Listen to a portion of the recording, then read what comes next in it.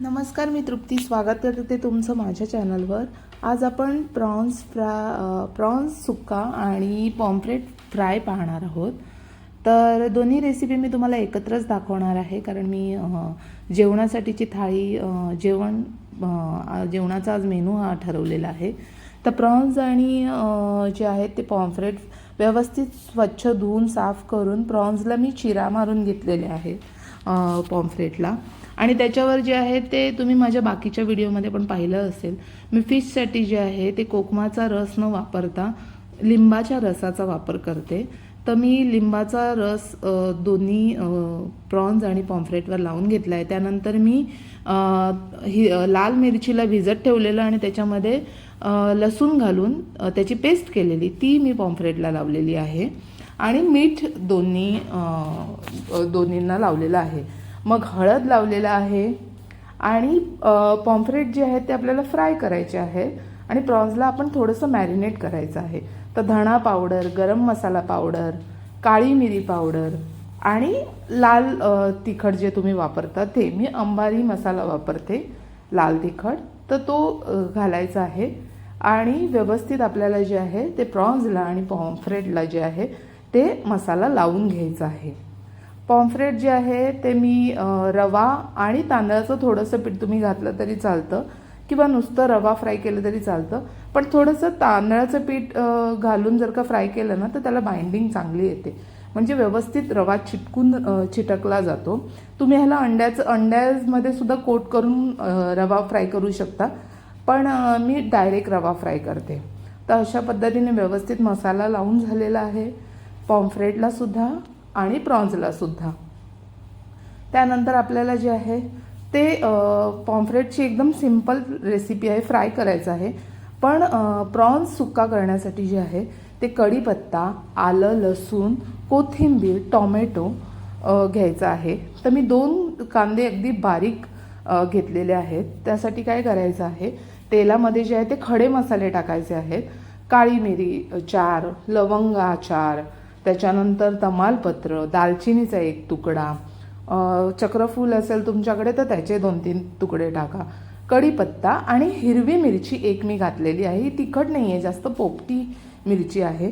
आणि आलं लसूण घातलेलं आहे आणि ते व्यवस्थित जे आहे ते आपल्याला तेलामध्ये चांगलं परतवून घ्यायचं आहे।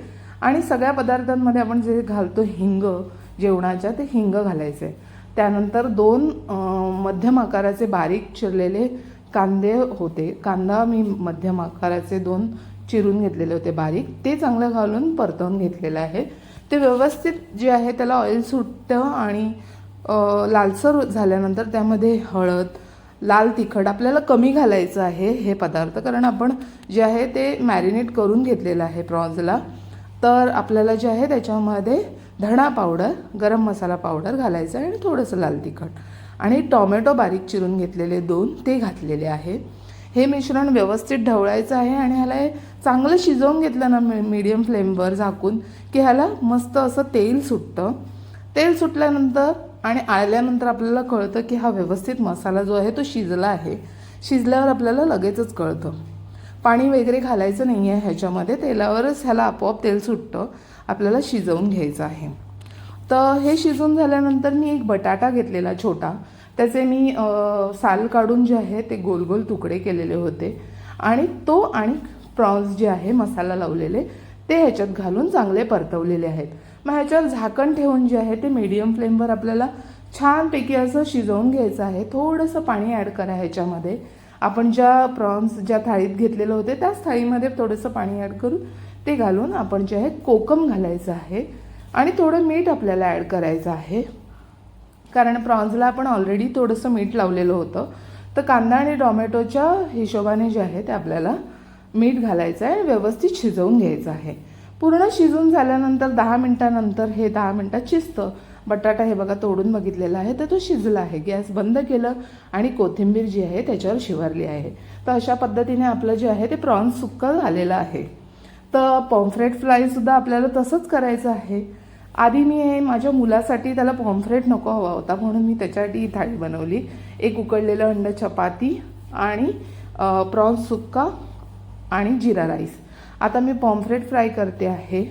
तर माझ्या आणि माझ्या मिस्टरांसाठी 2 पॉम्फ्रेट, एक मोठं आहे एक मीडियम साईजचं आहे. तर व्यवस्थित ते खरपूस असं लालसर भाजून घेतलेलं आहे. मी नुसतं रव्यात असल्या कारणामुळे थोडीशी कोटिंग त्याची सुटलेली आहे, पण जे आहे ते मीडियम फ्लेमवर व्यवस्थित लालसर खरपूस असं कुरकुरीत भाजून घेतलेलं आहे पॉम्फ्रेट. अशा पद्धतीने हे झटपट जे आहे तो आपला नॉनव्हेजचा बेत म्हणजे फिश थाली रेडी झालेली आहे. मसाला पॉम्फ्रेट सुक्का असल्या कारण प्रॉन्स सुक्का असल्या कारणामुळे जे आहे ते मी मच्छी कढी केली नाही, स्किप केली ती, आणि ही आपली थाळी तयार झालेली आहे. तर तुम्हाला हा व्हिडिओ आवडला असेल तर लाईक शेअर करा, माझ्या चॅनलला सबस्क्राईब करा. धन्यवाद.